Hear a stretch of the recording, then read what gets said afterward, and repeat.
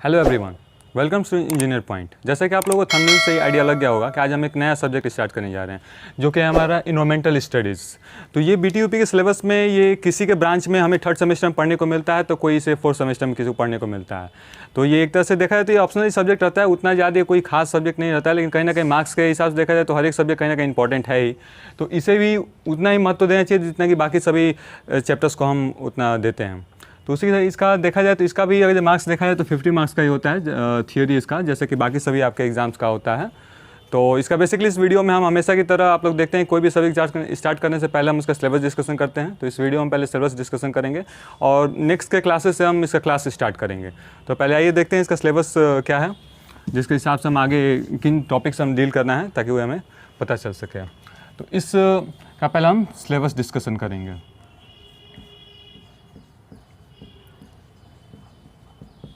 Syllabus discussion करना जैसे कि मैंने बताया भी था, आप लोग कम्युनिकेशन स्किल में काफ़ी इंपॉर्टेंट होता है।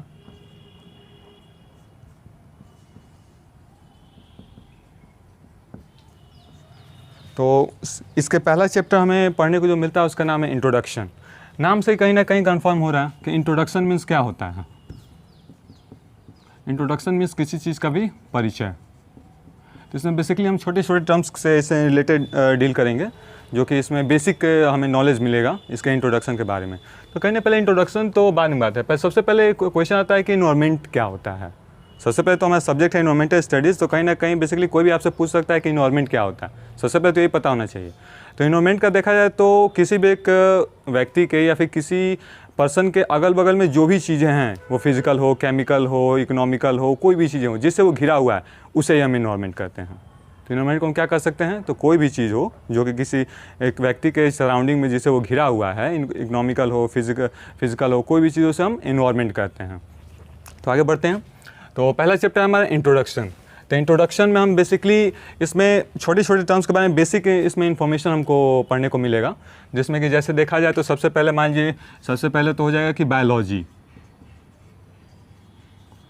बायोलॉजी क्या होता है, तो बायोलॉजी दो शब्द से मिलकर बना है, जैसे कि bio plus logy.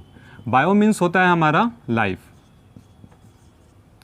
Plus logy जो शब्द है इसे ग्रीक वर्ड से लिया गया है।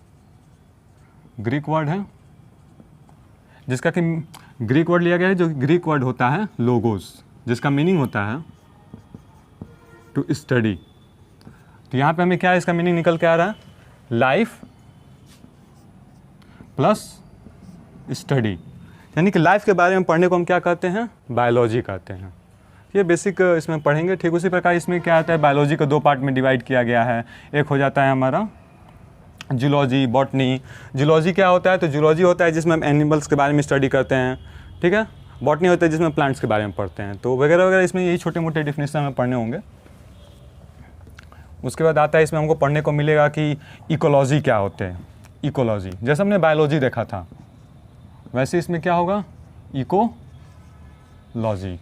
इको मीन्स क्या होता है, तो अराउंड अस, और लॉजी जैसा कभी मैंने आप लोगों को बताया था, टू स्टडी। तो हमें चारों तरफ जो कुछ भी प्रेजेंट है उसके बारे में स्टडी करने को हम क्या कहते हैं, तो इकोलॉजी कहते हैं। तो ऐसे ही आगे हम पढ़ेंगे तो ये एक टॉपिक हो जाएगा। यहाँ मैं लिखते जाता हूँ। पहले हमने देखा कि बायोलॉजी क्या होता है, फिर इसका हमने टाइप्स पढ़े। बायोलॉजी को दो पार्ट में क्लासीफाई किया गया है, जूलॉजी, बॉटनी, और भी कई तरह के टाइप्स हैं। फिर उसके बाद इसमें हमने पढ़ा इकोलॉजी। फिर पढ़ेंगे इकोसिस्टम क्या होता है। तो वैसे जैसे हमने देखा कि इकोलॉजी क्या है, तो जो हमारे सराउंडिंग में प्रेजेंट है हम उसे बारे में पढ़ते हैं, उसे इकोलॉजी कहते हैं। और ठीक उसी प्रकार इकोसिस्टम को भी डिफाइन कर सकते हैं कि हमारे सराउंडिंग में जो कुछ भी एक सिस्टम चल रहा है उसे हम इकोसिस्टम कहते हैं। फिर इसके अंदर हम पढ़ेंगे components of ecosystem. Components of ecosystem, ठीक है। फिर अगला हमारा नेक्स्ट इसमें टॉपिक होगा, पढ़ेंगे हम इसमें food chain and it's type, ठीक है। फिर अगला हम पढ़ेंगे इसी में, जैसे कि मैंने आप लोगों को पहले ही डिफिनेशन बताया था इन्वायरमेंट क्या होता है, तो इसमें हम इन्वायरमेंट भी पढ़ेंगे।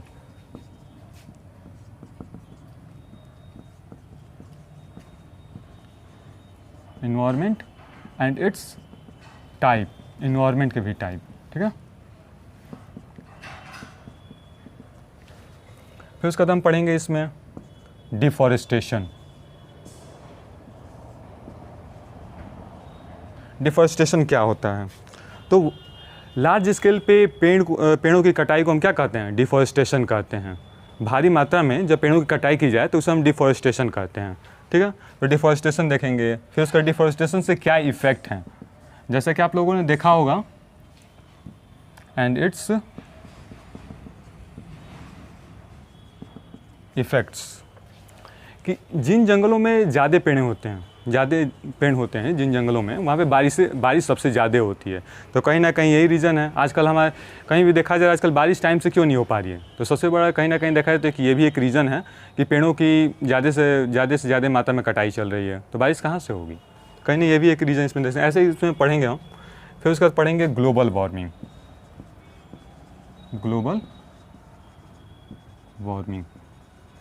ग्लोबल वार्मिंग क्या होता है? इसे सिंपली हम डिफाइन कर सकते हैं, मतलब सिंपली ऐसे बता सकते हैं एक लाइन में ग्लोबल वार्मिंग क्या होती है। तो अर्थ के टेम्परेचर इंक्रीज़ करने को हम क्या कहते हैं? ग्लोबल वार्मिंग कहते हैं। अर्थ है और जिसकी टेम्परेचर दिन प्रतिदिन बढ़ती जा रही है तो उसी को हम क्या कहते हैं? ग्लोबल वार्मिंग कहते हैं। जो कि किन कारणों से होता है? तो जिन कारणों से ग्लोबल वार्मिंग होता है वो बेसिकली उसको हम कहते हैं ग्रीन हाउस गैसेस, जो कि है हमारी ग्रीन हाउस गैसेस, जो कि 4 तरह की होती हैं। कौन कौन से? तो पहले कार्बन डाइऑक्साइड, फिर उसके बाद हमारा होता है CFC, फिर उसके बाद CS4 एंड N2O। तो इन्हें हम कहते हैं ग्रीन हाउस गैसेस। इन्हीं के कारण क्या होता है? ग्लोबल वार्मिंग होता है, ठीक है। फिर आगे देखेंगे तो इसमें हम पढ़ने को मिलेगा एसिड रेन। एसिड रेन क्या होती है? जैसे हम अम्लीय वर्षा भी शायद कहते हैं। हिंदी वाले थोड़ा ध्यान देंगे कि कहीं ना कहीं आप लोग को थोड़ी देर आदत डाल लेनी चाहिए। मैं यहाँ पे हिंदी में तो एक्सप्लेन करूँगा, लेकिन कुछ टॉपिक्स ऐसे होंगे, टर्म ऐसे होंगे जो कि आप लोगों को, हिंदी वालों को थोड़ा ध्यान देना चाहिए। और कहीं ना कहीं आप लोगों को अभी से इंग्लिश में भी आप लोग को ध्यान देना चाहिए, क्योंकि आगे चल के आपकी जितनी अच्छी बुक्स हैं वो इंग्लिश में ही हैं। तो कहीं ना कहीं आज से आप लोग ध्यान देना शुरू कर दें, कुछ टर्म्स इंग्लिश में याद करना शुरू कर दें तो आप लोग के अच्छा होगा। मैं यहाँ पे हिंदी में एक्सप्लेन तो करूँगा, लेकिन हो सकता है कुछ टर्म्स मैं इंग्लिश में ना बताऊँ, तो आप लोग देख लीजिएगा। एसिड रेन, जो पहली वर्षा होती है, आप लोगों ने सुना होगा, घर के गार्जियंस जो होते हैं वो कहते हैं बच्चों को कि नहीं, जब पहली बारिश होती है तो उसमें मत नहाओ।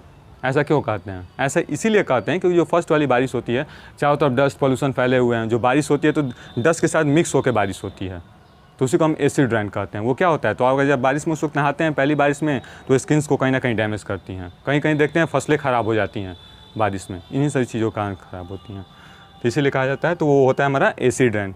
तो और भी बहुत सारी चीज़ें इसमें पढ़ेंगे, तो हमें डिटेल ये करना नहीं है। सिलेबस डिस्कशन के लिए हमने बेसिकली ये वीडियो रखा है, तो इसमें बस छोटे मोटे देखेंगे, और भी इसमें बहुत सारे टॉपिक्स हम डील करेंगे। तो इंट्रोडक्शन में यही पढ़ेंगे। फिर उसका नेक्स्ट हमारा चैप्टर आ जाएगा, जो दूसरा चैप्टर होगा हमारा एयर पॉल्यूशन। एयर पॉल्यूशन, सबसे पहले तो पॉल्यूशन होता क्या है? पॉल्यूशन के पहले एक टर्म आता है पॉल्यूटेंट। पॉल्यूटेंट्स क्या होता है? क्या है? तो पॉल्यूटेंट्स क्या होता है? तो पॉल्यूटेंट्स को हम कह सकते हैं कि anything which affect our environment is called pollutant. कोई भी चीज़ हो, कोई भी वस्तु हो जो हमारे इन्वायरमेंट को हानि करता है, उसे हम क्या कहते हैं? पॉल्यूटेंट्स कहते हैं, ठीक है। वहीं से हम इसको डिफाइन कर सकते हैं हमारा पॉल्यूशन। पॉल्यूशन क्या हो जाएगा? तो anything which affect our environments is called pollutant and the whole process is called pollution. तो जो भी चीज़ है, जो भी कण हैं जो हमारे इन्वायरमेंट को नुकसान करते हैं वो तो पॉल्यूटेंट हो गए, और जो नुकसान करते हैं उसी प्रक्रिया को हम क्या कहते हैं? पॉल्यूशन कहते हैं। तो एक लाइन में डिफाइन कर सकते हैं, anything which affect our environment is called pollutants and the whole process is called pollution, ठीक है। यही से हम डिफाइन करते हैं। सिमिलरली हमारा एयर पॉल्यूशन क्या हो जाएगा? एयर पॉल्यूशन क्या हो जाएगा हमारा? तो हम कह सकते हैं कि anything which affect our air quality. वहाँ पे हमने क्या बोल रहा था? वहाँ पे हम बोल रहे थे इन्वायरमेंट को जो अफेक्ट करता है उसे पॉल्यूटेंट कहते हैं। यहाँ पे क्या कहेंगे? तो anything which affect our air quality, जो हमारे एयर क्वालिटी को, हवा के क्वालिटी को जो अफेक्ट करता है उसे हम कहते हैं pollutant air pollutants and the whole process is called air pollution. और पूरी प्रक्रिया को हम क्या कहेंगे? एयर पॉल्यूशन कहेंगे। ठीक है, फिर उसके बाद पढ़ेंगे हम, इसी में आगे पढ़ेंगे एयर पॉल्यूशन पढ़ेंगे, फिर उसका पॉल्यूटेंट्स, फिर उसका इसके टाइप पढ़ेंगे, एयर पॉल्यूशन के टाइप्स ऑफ एयर पॉल्यूशन, जिसमें कि हम 2 टाइप्स पढ़ते हैं। क्या होते हैं हमारे? एक होता है हमारा आर्टिफिशियल एयर पॉल्यूशन और एक दूसरा होता है नेचुरल एयर पॉल्यूशन। आर्टिफिशियल,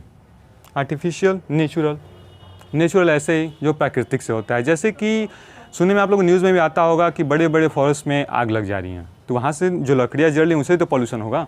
तो आग तो कोई लगाता नहीं है जंगल में, मान लीजिए वो क्या होता है, कहीं ना कहीं वॉल्केनोज के फटने से भी आग लग जाती है, तो उसे भी क्या है, नेचुरल कजेस के कारण जो पॉल्यूशन होती हैं, तो उसे हम पॉल्यूशन होता है उसे हम क्या कहते हैं? नेचुरल प्रोसेस पॉल्यूशन कहते हैं। जो आर्टिफिशियली, जैसे कि ऑटोमोबाइल्स वगैरह जो मानव संसाधन जो यूज़ कर रहे हैं, तो क्या आर्टिफिशियल हम खुद यूज़ कर रहे हैं, उससे पॉल्यूशन क्रिएट हो रहा है, तो क्या है? Artificial pollution. तो ऐसे सभी चीज़ों को इसमें देखेंगे, फिर उसके टाइप्स पढ़ेंगे, फिर उसके इसके इफेक्ट क्या होंगे,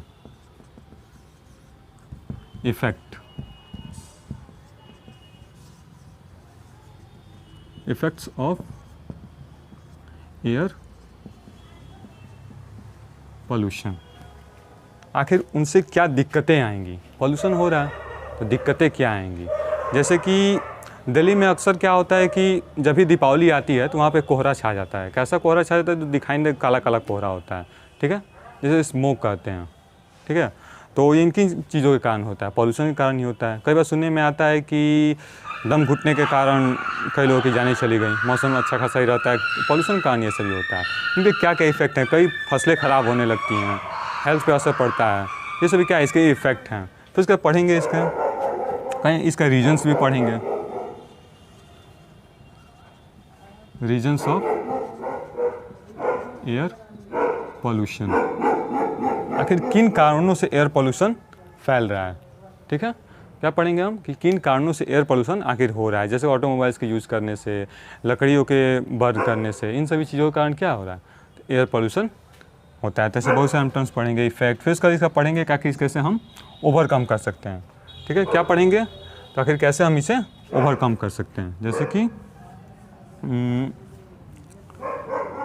how to control air pollution. तो इसका हम पढ़ेंगे कि एयर पोल्यूशन कैसे हम कम करें।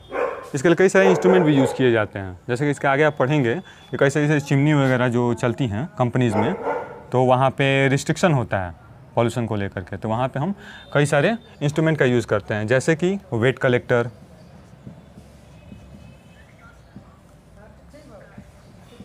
वेट कलेक्टर्स, फिर उसका एक होता है सेंट्रीफ्यूगल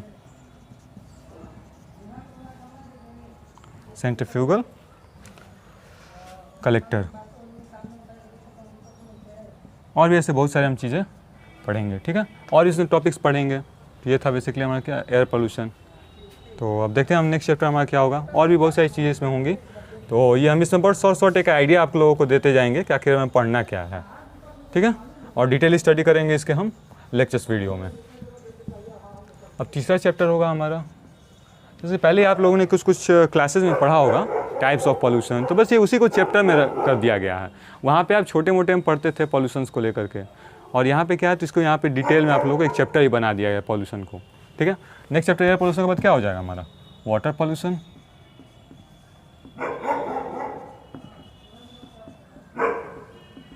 वाटर पॉल्यूशन, ठीक है, इसमें भी सेम चीज़ें पढ़ेंगे। क्या है इसका अगर डेफिनेशन बोला जाए, डिफिनेशन, तो इसका डिफिनेशन क्या हो जाएगा, जैसे हमने एयर पॉल्यूशन बोला था, anything which affect our air quality and the whole process is called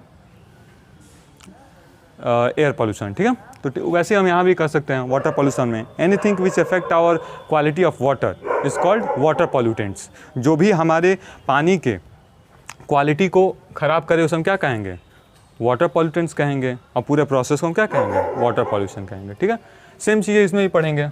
जैसे हमने पढ़ा, डिफिनेशन पढ़ेंगे इसका, फिर इसका टाइप ऑफ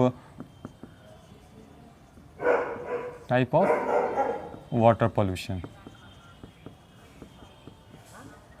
ठीक है। फिर उसके बाद पढ़ेंगे effect of water pollution, effects of water pollution, ठीक है। फिर उसके बाद पढ़ेंगे इसमें भी रीजन्स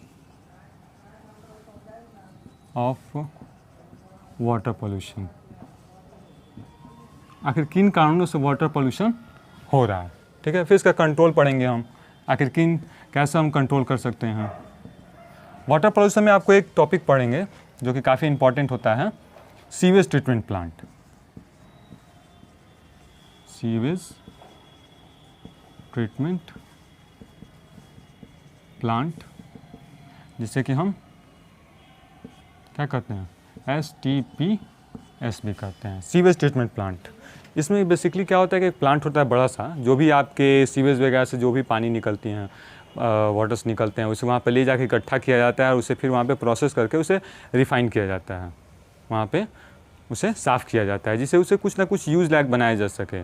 अब ऐसे है तो ऐसे तो गया, कहीं भी वेस्ट हो जाएगा, क्या है थी, लेकिन फिर भी कहीं ना कहीं उसको अगर हम यूज़ कर ले कहीं, तो उससे अच्छा और क्या हो सकता है। तो वही चीज़ में पढ़ेंगे, एक सीवेज ट्रीटमेंट प्लांट होता है, एक प्रोसेस होता है जिसमें हम पानी को और ज़्यादा क्या करते हैं, जो भी हमें पानी वेस्ट वाटर है उसको प्योरीफाई करके हम फिर उसे रीयूज़ करते हैं, ठीक है। तो ये सही पढ़ेंगे। फिर उसके बाद अगला देखते हैं हमारा नेक्स्ट चैप्टर क्या हो जाएगा।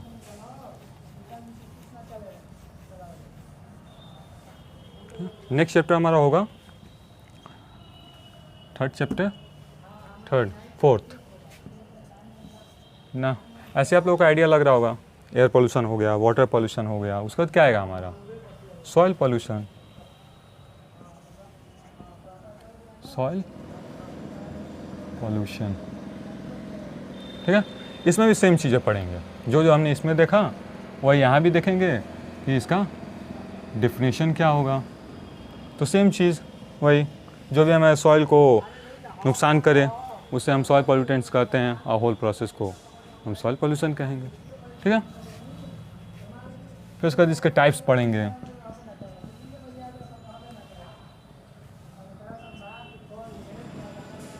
टाइप्स ऑफ सॉइल पोल्यूशन, ठीक है। फिर उसके बाद पढ़ेंगे इफ़ेक्ट्स इसके क्या हैं, इफ़ेक्ट्स ऑफ सॉइल पोल्यूशन, ठीक है। कजेस क्या हैं इसके, आखिर क्या कारण है, रीजन्स ऑफ सॉइल पोल्यूशन, ठीक है। फिर उसके बाद पढ़ेंगे इसे कंट्रोल कैसे करें, सॉइल पोल्यूशन को आखिर हम कंट्रोल कैसे करें, कंट्रोल ऑफ सॉइल पोल्यूशन, ठीक है। ये सभी चीज़ों का हम इसमें पढ़ेंगे। ऐसे ही ज़्यादा हमें और भी कई सारे टॉपिक्स होंगे, तो बेसिकली यही है, आपको बस इसमें का आइडिया है कि मैं आप लोगों को देना चाहता हूँ कि आखिर हम किन सब्जेक्टों को हमें कैसे पढ़ना है, ठीक है। बेसिकली यही है, और कुछ खास है नहीं। तो आइए नेक्स्ट चैप्टर पे चलते हैं इसी के साथ। तो नेक्स्ट चैप्टर होगा हमारा जो कि फिफ्थ होगा हम फिफ्थ में पढ़ेंगे नॉइज़ पोल्यूशन,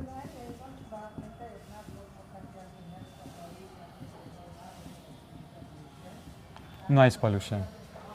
सबसे पहले नॉइज़ क्या होती है, नॉइज़ पोल्यूशन तो कोई भी आवाज़ जो आपके ईयर्स को डिस्टर्ब करे, ज़रूरी नहीं कि वो किसी के लिए अच्छा भी हो सकती है, किसी के लिए वो बुरा भी हो सकता है। जैसे एक म्यूज़िक सभी को पसंद नहीं आता, जो नहीं कि जो मुझे पसंद है वो आपको भी पसंद हो।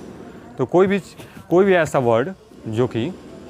वर्ड जो आपको ईयर्स को अच्छा ना लगे, जो डिस्टर्ब करता है, उसे हम नॉइज़ कहते हैं, नॉइज़ पोल्यूशन कहते हैं, ठीक है। तो इसमें पढ़ेंगे, इसके डेफिनेशन से हम डील करेंगे, ठीक है, और डीप में पढ़ेंगे।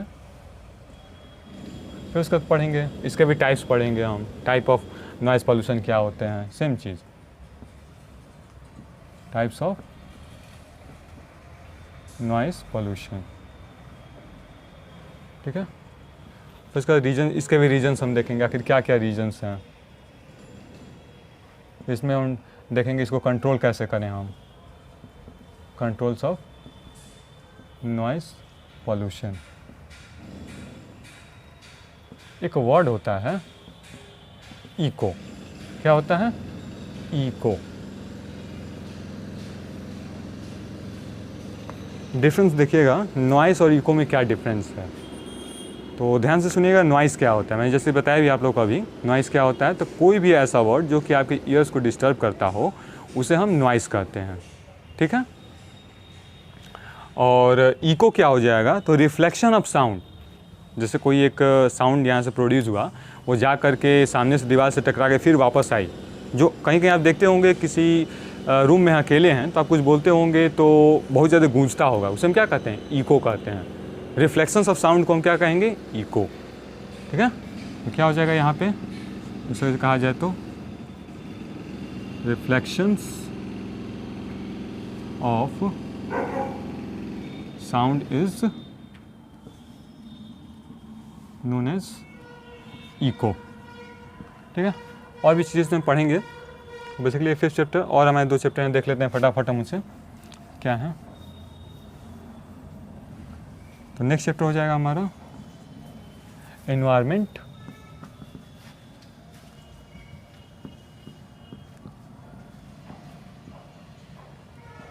लेजिस्लेशन।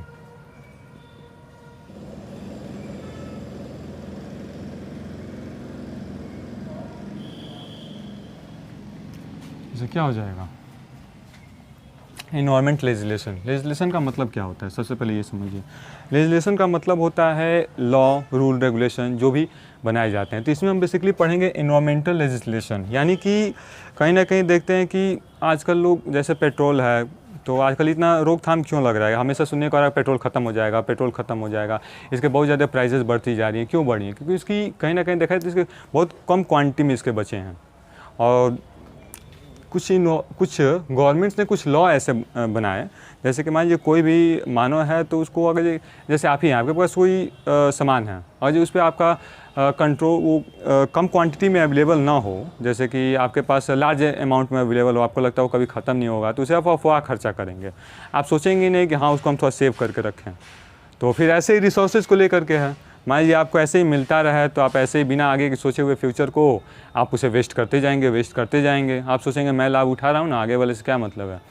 तो इन्हीं सब चीज़ों को ध्यान में रखते हुए गवर्नमेंट ने कुछ लॉ बनाए जो कि इस चैप्टर के हम अंदर पढ़ेंगे। वो किस लिए लॉ बने? तो रोकथाम के लिए बने, रोकथाम के लिए कि जो भी हमें एनवायरनमेंट में रिसोर्सेज प्रेजेंट हैं, जो भी पॉल्यूशंस हो रहे हैं उसके दायरे में रहते हुए करेंगे। जैसे कि कोई भी जैसे कंपनीज़ हैं, तो कंपनीज़ जो भी उसमें से पॉल्यूशन ज़्यादा क्रिएट होते हैं तो उन पे लॉ है कि उसके अनुसार आपको इससे ज़्यादा पॉल्यूशन आपको क्रिएट नहीं होना है। उससे ज़्यादा अगर आपकी कंपनी से पॉल्यूशन होता है तो आपकी कंपनी को बंद किया जा सकता है, ठीक है। तो ये सब है, इसमें कुछ हम लॉ के बारे में पढ़ेंगे कि क्या क्या लॉ हैं जो कि इन्वायरमेंट को अच्छा बनाने के लिए लॉ को बनाए गए हैं, जिससे कि आप रिसोर्स को कम से कम यूज़ करें, पॉल्यूशन कम से कम क्रिएट करें। तो इन सभी चीज़ों को ध्यान में रखते हुए लॉ बनाए गए हैं। तो इसमें बेसिकली हम लॉ के बारे में पढ़ेंगे, क्या क्या रूल रेगुलेशन बनाए गए गवर्नमेंट की तरफ से, ठीक है। जैसे कि मैं बताऊं तो जैसे कि वाइल्ड लाइफ प्रोटेक्शन एक्ट, क्या है हमारा? वाइल्ड लाइफ प्रोटेक्शन एक्ट, जो कि हुआ था 1972 में, ठीक है। ये हो गया, ऐसे सभी लॉ पढ़ेंगे, ठीक है। एक और लॉ था bio diversity act, biodiversity law. तो इन बेसिकली इसमें हम लॉ के बारे में पढ़ेंगे, नियम रेगुलेशंस के बारे में पढ़ेंगे, ठीक है, जो भी गवर्नमेंट बनाई है, ठीक है। तो ये सभी हम पढ़ेंगे। तो आते हैं हमारा लास्ट चैप्टर होगा, इसमें हम एक और पढ़ेंगे pollution control act, pollution control law, ठीक है। और भी बहुत सारे लॉ के इसमें बारे में पढ़ेंगे, ठीक है। तो बस एक आइडिया मैं आप लोगों को देना चाहता हूँ इस वीडियो से कि आखिर हम किन किन टॉपिक से, किन चैप्टरों में हम कैसे डील करने वाले हैं, ठीक है। डिटेल्स क्लास आप लोगों को आगे से मिलेगी। हिंदी वाले लोग थोड़ा कॉम्प्रोमाइज़ करेंगे, ठीक है। कहीं ना कहीं हिंदी में उतना मैं नहीं आप लोगों को वर्ड दे सकता हूँ। तो ऐसा नहीं है, मैं हिंदी में तो एक्सप्लेन कर ही रहा हूँ, वही टर्म्स हैं। तो आप लोगों को टर्म्स तो आप लोगों को इंग्लिश में याद करना ही चाहिए। आप लोग आज याद करें चाहे अगले आप लोग 2 साल बाद याद करें, आप लोग आगे जा कर के इस लाइन में आ गए हैं तो आगे आप लोगों को इंग्लिश तो कैसे भी सीखना ही है। जो नहीं कि आप लोग को अभी आप फर्स्ट ईयर में हैं, सेकेंड ईयर में हैं, तो हिंदी से आप लोग का चल जा रहा है। आगे आप लोग थर्ड ईयर में आएंगे तो ऐसे ऐसे कितने बुक्स हैं कि आपको अच्छे से राइटर्स की बुक आपको इंग्लिश में मिलेंगी, ऐसे ऐसे टर्म्स मिलेंगे कि इंग्लिश में पढ़ना है। अक्सर आप लोग पेपर में भी ऐसा होता होगा, कुछ कुछ ऐसे वर्ड्स हैं जो कि हिंदी में आप लोग इंग्लिश में मिल जाता होगा, तो वहाँ पर दिक्कत आती है। ये हमेशा होगा। तो कहीं नहीं आप लोगों को अभी से अपने अंदर सुधार लाना चाहिए कि आप लोग इंग्लिश पे ध्यान दें। चलिए हम देखते हैं आगे। तो लास्ट चैप्टर जो कि 7th होगा हमारा, तो इसमें पढ़ेंगे कि इम्पैक्ट ऑफ, क्या होगा हमारा, इम्पैक्ट ऑफ एनर्जी ऑन, चलिए मैं इसे इरेज कर देता हूँ।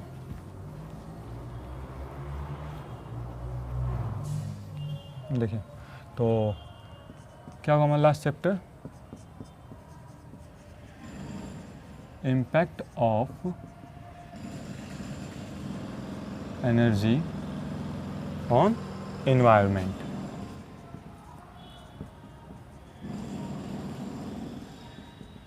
जो भी हम एनर्जी को यूज़ कर रहे हैं ताकि उसके हमारे इन्वायरमेंट पे क्या इफ़ेक्ट पड़ेंगे। जैसे कि मान लीजिए आप लोग एसी यूज़ कर रहे हैं, उसमें क्लोरोफ्लोरोकार्बन यूज़ किया जाता है, तो वो क्या कर रहा है, कहीं ना कहीं हमारे ओजोन लेयर्स को क्या कर रहा है, डिप्लीट कर रहा है, उसको इफ़ेक्ट कर रहा है। तो ये सभी क्या है, उस आप यूज़ कर रहे हैं तो वो इफ़ेक्ट तो कर ही रहा है। आप वुड्स का यूज़ करते हैं, फ्यूल के रूप में यूज़ किया जाता है ना गाँव में, रूरल एरियाज़ में, अर्बन में। तो कहीं ना कहीं वो जो वुड है तो उससे क्या निकलता है, कार्बन्स वगैरह निकलते हैं, तो वो भी तो पॉल्यूशन है। तो ये भी जो भी रिसोर्सेज हैं, जैसे आप फ्यूल का यूज़ कर रहे हैं अपने ऑटोमोबाइल्स में, तो वो फ्यूल क्या एक रिसोर्स है, लेकिन उससे पॉल्यूशन भी तो हो रहा है, तो इन्वायरमेंट को अफेक्ट कर ही रहा है। तो इन सभी चीज़ों को इसमें हम देखेंगे कि आखिर impact of energy on environment, जैसे कि ग्लोबल वार्मिंग।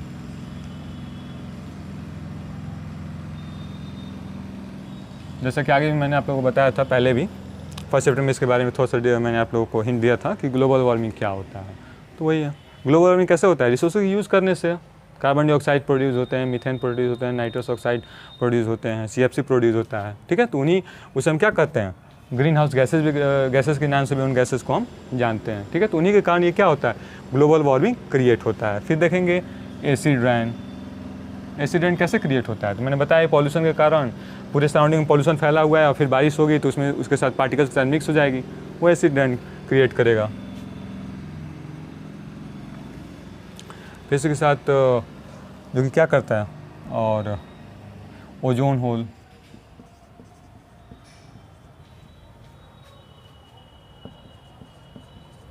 ओजोन होल वही मैंने बताया ही कि CFC क्लोरोफ्लोरोकार्बन, और भी बहुत सारे रीजन्स हैं। जैसे आप लोग परफ्यूम्स वगैरह यूज़ करते हैं, वो भी क्या करते हैं, कहीं ना कहीं हमारे ओजोन होल को डिप्लीट कर रहे हैं। जैसे क्या है, इम्पैक्ट ऑफ एनर्जी है हमारे इन्वायरमेंट पर जो कि देखने को मिल रहा है। ओजोन होल का फॉर्मूला पता है आप लोगों को, कमेंट सेक्शन में कोशिश कीजिएगा लिखने के लिए ओजोन होल का क्या केमिकल फार्मूला होता है।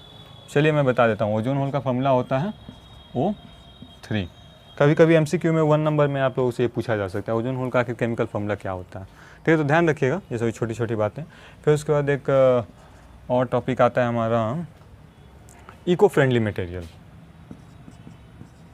Eco friendly materials. Eco friendly materials क्या होते हैं, तो इको मतलब मैंने बताया ही था, सराउंडिंग्स, फ्रेंडली यानी कि जो उसके साथ रहन सहन अच्छा व्यवहार मतलब सही हो उसके साथ।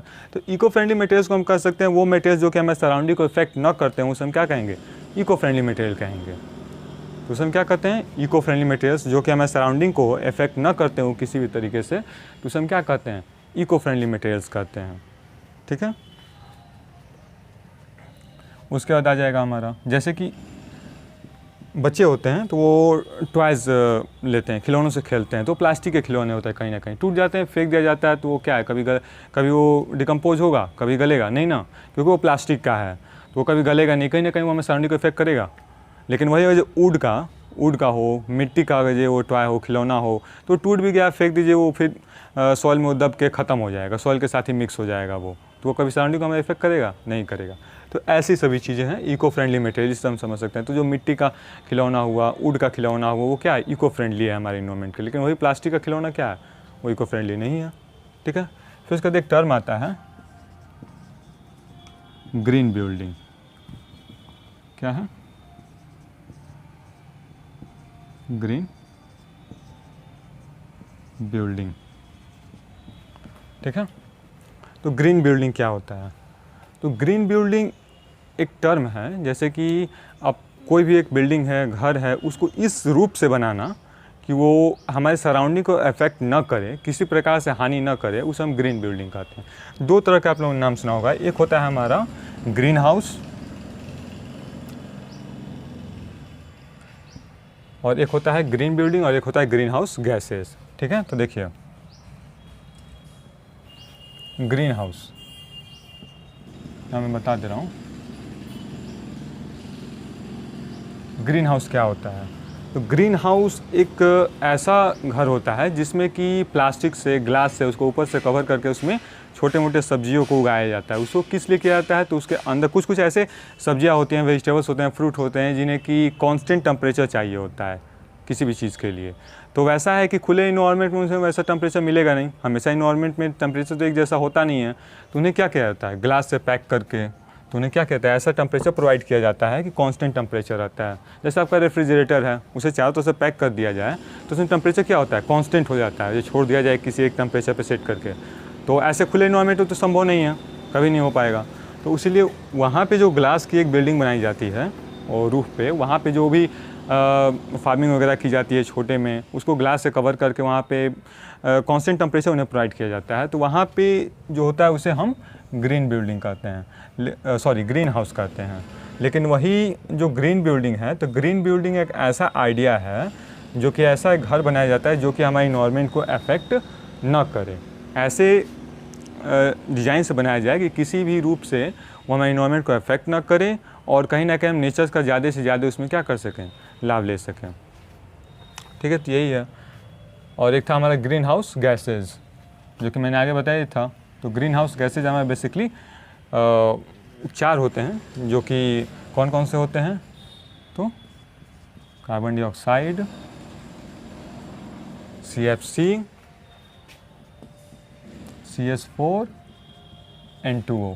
इन्हीं को हम क्या कहते हैं, ग्रीन हाउस गैसेज।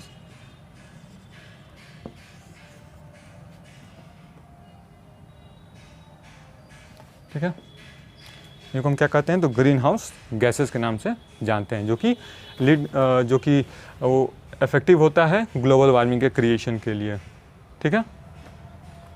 तो इस वीडियो में बस यही आप लोगों को छोटा छोटा ऐसे आप लोगों को एक हिंट देना था कि आखिर हम चैप्टर्स में किन चीज़ों से हम आखिर डील करने वाले हैं, चैप्टर्स में किन टॉपिक से डील करने वाले हैं। ठीक है। तो बस यही, एक बार लास्ट में फाइनल में चैप्टर्स का सभी नाम लिख देता हूँ एक जगह। यही है। तो आप लोग से मैं यही कहना चाहूँगा कि ज़्यादा से ज़्यादा आप लोग लाइक कीजिए, इस चैनल को सब्सक्राइब कीजिए, कि कहीं ना कहीं आप लोगों से हम लोग आप लोगों को आखिर लाइक करने के लिए, ज़्यादा से ज़्यादा शेयर करने के लिए क्यों बोलते हैं, क्योंकि कहीं ना कहीं हम लोगों को कैसे पता चलेगा कि आप लोगों को जो भी आप लोगों को यहाँ से स्टडी मटेरियल दिया गया आप लोगों को समझ में आया। आप लोग लाइक करेंगे, शेयर करेंगे, तो उसी से हम लोग को समझ में आता है कि हाँ भाई स्टूडेंट्स देख रहे हैं, पढ़ रहे हैं, तभी तो इतने लाइक और व्यूज़ आ रहे हैं। तो हमें समझ में आता है कि हाँ, तभी कहीं ना कहीं वो हमारे वीडियोस बनाया हुआ सही है, बच्चों को समझ में आ रहा है, तो इतने लाइक्स मिल रहे हैं। लाइक आता ही नहीं है, व्यूज़ नहीं, बच्चे शेयर नहीं करते हैं, तो लगता है हम सही नहीं दे पा रहे हैं, कहीं ना कहीं अच्छे से एक्सप्लेन नहीं कर पा रहे हैं, ये सभी। तो आप लोगों से यही मैं कहना चाहूँगा कि लाइक कीजिए, सब्सक्राइब कीजिए, ताकि हमें समझ में आए कि हाँ पढ़ाई हुआ आप लोगों को समझ में आए। तो चलिए मैं फाइनल यहाँ चैप्टर के सभी चैप्टर्स का नाम लिख देता हूँ। तो पहला क्या था हमारा, इंट्रोडक्शन। दूसरा था हमारा एयर पॉल्यूशन। तीसरा था हमारा वाटर पॉल्यूशन। चौथा था हमारा सॉइल पॉल्यूशन। फिफ्थ था नॉइस।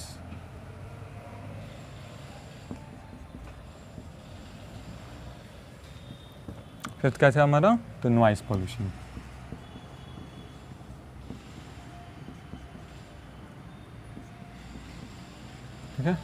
सिक्स क्या था? तो सिक्स जो कि मैंने बताया था इन्वायरमेंटल लेजिस्लेशन।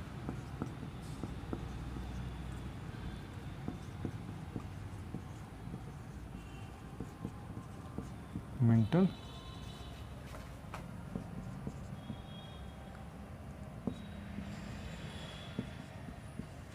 लेजिस्लेशन। और सेवेंथ नंबर था इम्पैक्ट ऑफ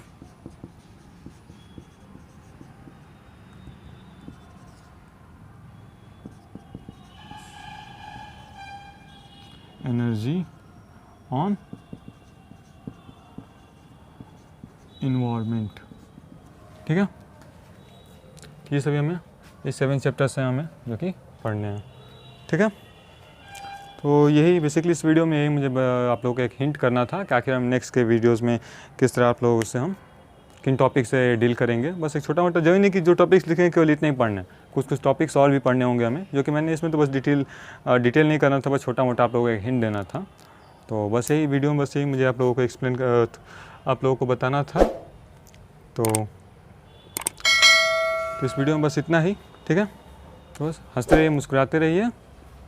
जय हिंद, जय भारत।